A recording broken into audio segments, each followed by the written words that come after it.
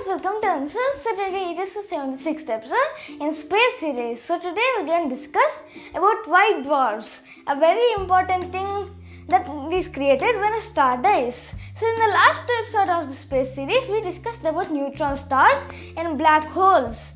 So when a star dies, there is a 3% chance, 3% of all of the stars will turn into either black holes or neutron stars. Meanwhile, the remaining 97% will just turn into these small white dwarfs. So 3%.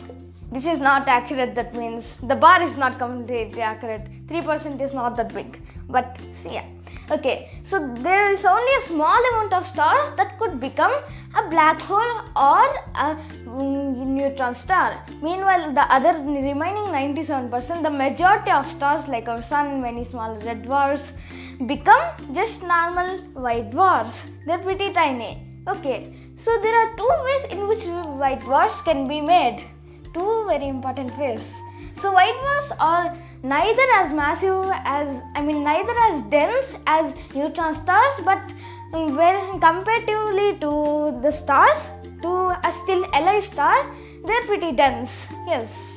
So for example, so there are two ways in which a neutron star can be formed from two different types of stars. So first let's take medium-sized stars like our sun. Yes, this is our sun. Let's just cut it in half to see what is happening inside. Okay, let's make it bigger. A bit more bigger to understand what is happening. So this is our great sun, and then this is the smaller nucleus, the core, the main nucleus of the whole star. Yes. So this is the most important thing of any star that there is. Okay. So first, what happens inside the core is, nuclear fusion. So hydrogen turns into helium like that. So eventually our sun will finally lose all of its hydrogen. That means the main quantity. So normally what happens is the gravity from outside will try to push inside to the core, which will collapse it. But how does many stars just stay without collapsing? The reason is the nuclear fusion. The energy coming from nuclear fusion will act as an opposite force for the gravity pushing in to the core. Yes. So this is how many stars work, just like our sun. But sometimes, finally, when the hydrogen is finally complete, the main hydrogen, so then there is still nuclear fusion happening. But that creates less energy. Yes, because it's just helium, no hydrogen, which we need a lot. Yes, so the balance is completely gone and everything collapses. So half of all of the mass of a star just goes out just before it becomes giant and just explodes in itself. Yes. So we remain with one small thing, and thing known as the core. Unlike in neutron stars, it is not that much compressed, but just the other size. Yes. So if we take the sun in its white dwarf form, it is just the size of the earth. Yes, sun, white dwarf, and this is the earth. See, they're pretty much the same size. Yes, but still this small white dwarf thing has just half of the mass of its old star. It is pretty dense. 1 teaspoon of one white dwarf is, our sun's white dwarf is literally the mass of a car, a literal car which we drive in. Yes. Okay, so let's just remove all of this and let's just zoom into white dwarfs. So, white dwarfs.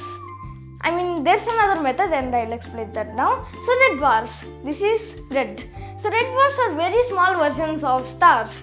They are pretty inactive, but still they do some work. Yes. So, they will also release jets like that, just like stars. Yes. Okay. So because these are pretty inactive, they will slowly burn their energy away, and they are pretty cold too. Very hot, but they'll just melt everything slowly. Yes. So just burn through all of the fuel slowly. So they last for thousands of years. So they slowly just become tiny and tiny until they become the white dwarf. Yes, they last for trillions of years, older than the universe itself. Yes.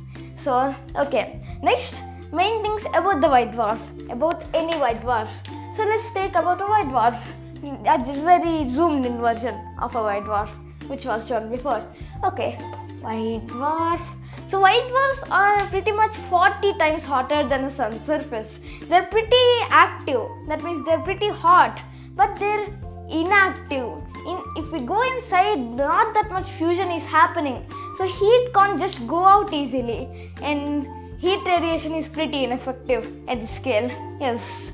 So planets could also form outside of white dwarfs. That means the ones which at least survived the last time when the supernova anything happens.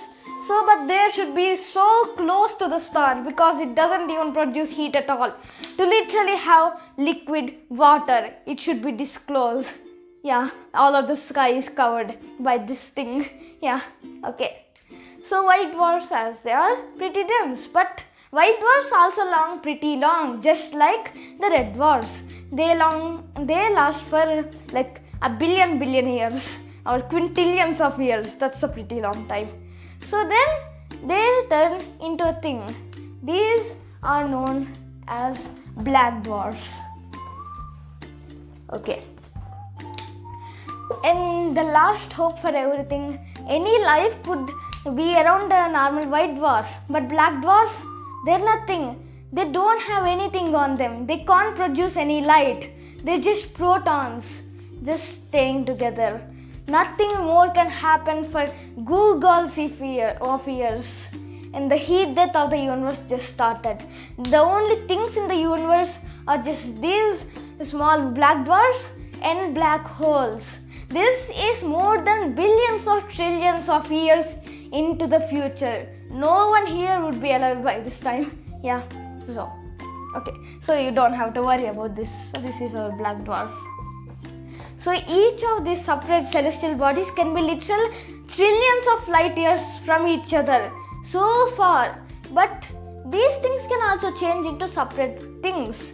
I mean, a new type of star, ion stars. So ion stars are still a theory because if we still think that protons can't decay into other stuff. Yes, so protons still stay the same without decaying, is what we think. So one theory is that slowly and very slowly that these protons will slowly just come together and create small ions, creating an ion star. But this will take a very long time. Well, just take how much time it took for this and just cube it 5 times, and that is not equivalent to the time it takes to create an ion star. It's too much time to create an ion star. So yeah, this is for today about white dwarfs, black dwarfs and even ion stars. Bye.